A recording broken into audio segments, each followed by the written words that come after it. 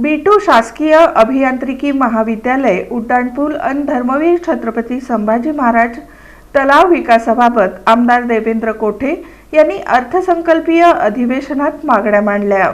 राज्याच्या अर्थसंकल्पीय अधिवेशनात आमदार देवेंद्र कोठे यांनी बुधवारी रात्री उशिरा शहरातील B2 शासकीय अभियांत्रिकी महाविद्यालय उड्डाणपूल अन धर्मवीर छत्रपती संभाजी महाराज तलाव विकासाबाबत शासनाकडे मागण्या केल्या। मुख्यमंत्री देवेंद्र फडणवीस यांच्या माध्यमातून हे सर्व प्रश्न सुटण्याचा विश्वास देखील आमदार देवेंद्र कोठे यांनी या प्रसंगी व्यक्त केला। ते म्हणाले की सोलापूर शहरातील 13 कामगार चाळी, 21 सोसायट्या आणि इतर अनेक जागांवर चुकीच्या पद्धतीनं B2 लावण्यात आलेला आहे।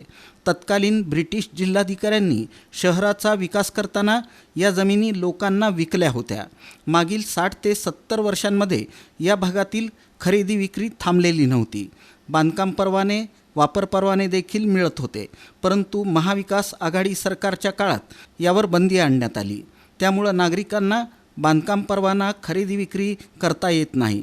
यातील काही चाळी 100 वर्षे जुन्या आहेत, त्यामुळे त्या पडल्यास या ठिकाणी जीवितहानी होण्याची शक्यता नाकारता येत नाही।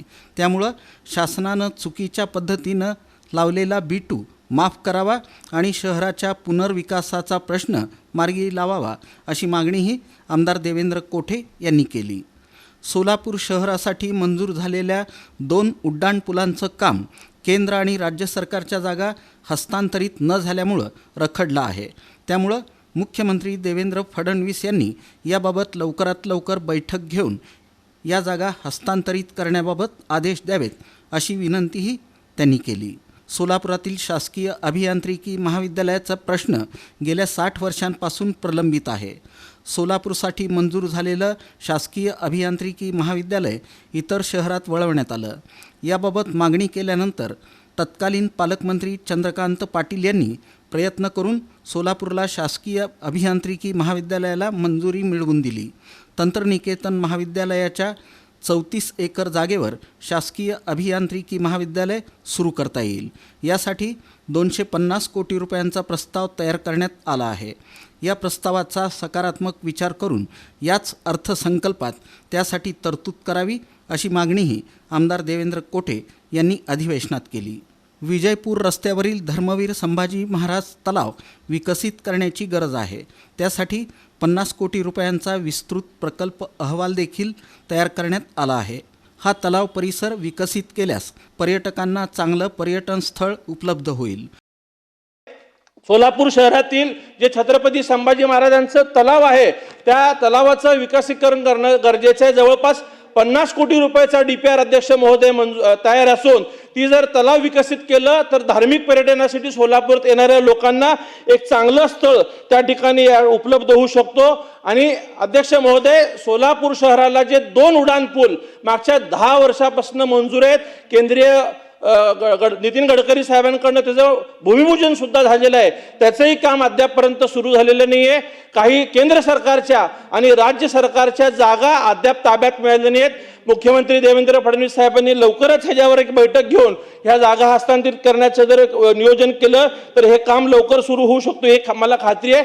सोलापूर शहराला 365 दिवस 24 तास पाणी पुरवठा करता यावा यासाठी मुख्यमंत्री देवेंद्र फडणवीस यांनी 892 कोटी रुपयांची योजना नव्यानं मंजूर केली आहे। तसंच सोलापूरसाठी समांतर जलवाहिनी देखील पूर्ण झालेली आहे।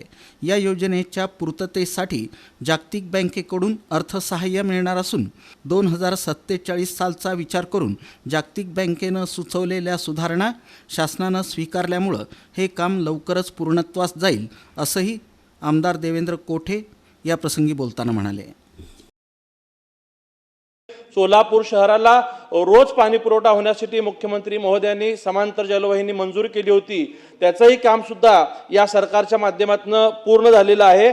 आणि सोलापूर शहराला रोज पाणी 365 दिवस 24 तास समतोल पाणी पुरवठा होण्यासाठी जी 892 कोटी रुपयाची योजना त्यांनी नव्याने मंजूर करून दिली, यासाठी मी या सरकारचं आभार मानतो। वास्तविकता या पाणी पुरवठ्याच्या योजनेला वर्ल्ड बँककडनं अर्थसहाय्य मिळणार आहे आणि त्यांनी 2047ची धोरण डोळ्यासमोर ठेवून काही सुधारणा सुचवल्या होत्या, त्याही सुधारणा या सरकारने स्वीकारलेल्या आहेत आणि मला खात्री आहे की येणाऱ्या काळात लवकरच लवकर सोलापूर शहराचं पाणी पुरवठ्याचं काम या ठिकाणी पूर्ण होईल.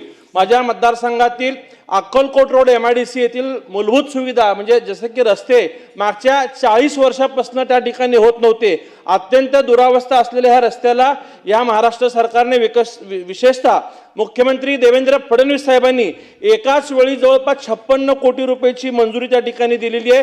लवकरच हे महाराष्ट्र सरकार त्या योजनेला अंतिम मंजुरी या ठिकाणी देईल.